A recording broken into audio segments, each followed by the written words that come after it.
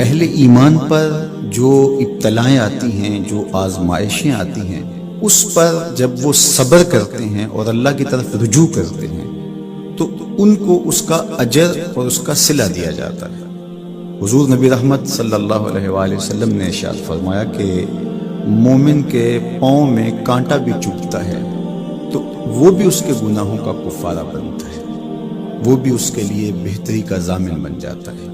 تو جو وبائیں آتی ہیں، تکلیفیں آتی ہیں، تو وہ اس کے لیے بہتری کی ضامن ہوتی ہیں۔ اسی لیے تو وباؤں سے جو اللہ پر یقین رکھتے ہوئے انتقال کرتے ہیں وہ شہید کے زمرے میں آتے ہیں۔ کتنا بڑا درجہ ہے شہادت کا، لیکن ان کو یہ نصیب ہوتا ہے۔ وہ اپنے آپ کا محاسبہ کرتے ہیں۔ کیسے ہمیں پتہ چلے کہ جو مصیبت ہمارے اوپر آئی ہے وہ سزا ہے یا ابتلا ہے؟ تو علماء نے کہا کہ جو وبا، جو مصیبت، جو تکلیف تمہیں پہنچتی ہے اس پر اگر تمہیں اللہ کی طرف رجوع نصیب ہوتا ہے تو وہ ابتلا ہے، اس سے تمہارے درجے بلند ہوں گے، تمہارے گناہ مٹیں گے۔ اور اگر ان آزمائشوں، ان امتحانات اور ان وباؤں کے باوجود بھی تمہارا اللہ کی طرف رجوع نہیں ہوتا اور تم اسی طرح اپنی زندگی کو گزارتے ہو جس طرح اس سے قبل گزارتے ہو تو وہ تمہارے لیے سزا ہے۔ تو مجھے اور آپ کو اس موقع پر دیکھنا ہوگا کہ ہم کس مرحلے سے گزر رہے ہیں، ہماری کیفیت باطن کیا ہے۔ کیا یہ خوف و ہراس کا عالم اور یہ وبائی امراض اور اس وقت پوری دنیا کے اوپر جو کیفیت ہے وہ ہمارے لیے اللہ کی قربت کا سبب بن رہی ہے، رجوع اللہ کا ذریعہ بن رہی ہے، توبہ و استغفار کا سبب بن رہی ہے؟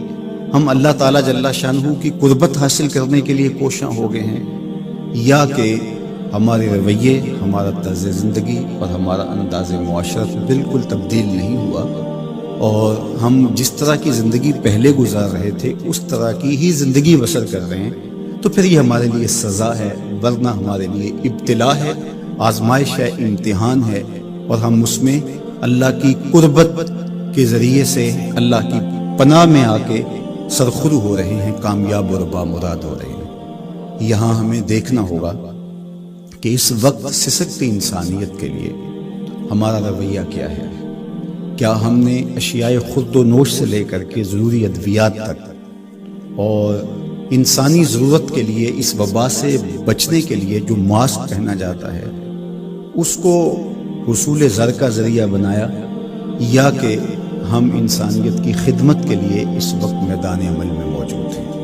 تو ہم اپنے عمل سے، اپنے رویے سے اپنے آپ کو جج کر سکتے ہیں، اپنے آپ کو دیکھ سکتے ہیں۔ اقبال نے کہا تھا اپنے دل سے پوچھ، ملا سے نہ پوچھ۔ تو ہمیں اپنے اندر سے فتویٰ ملتا ہے ہم کس جگہ پہ کھڑے ہیں، تو ہمیں اس حوالے سے اپنے آپ کو دیکھنا چاہیے۔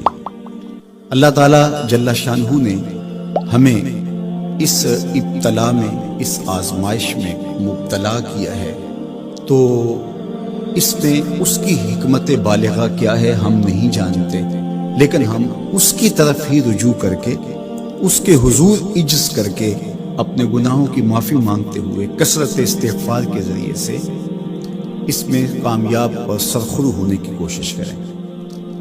اللہ جل شانہ کے محبوب علیہ السلام نے ہمیں مشکلات سے صبر کے دامن کو تھام کر گزرنے کی تلقین کی ہے، اور صبر اجر کا ضامن بنتا ہے، اور اگر بے صبری کے ذریعے سے اور واویلے کے ذریعے سے ہم وقت گزارتے ہیں تو تکلیف تو اس سے کم نہیں ہوتی، لیکن اجر برباد کر بیٹھتی ہے۔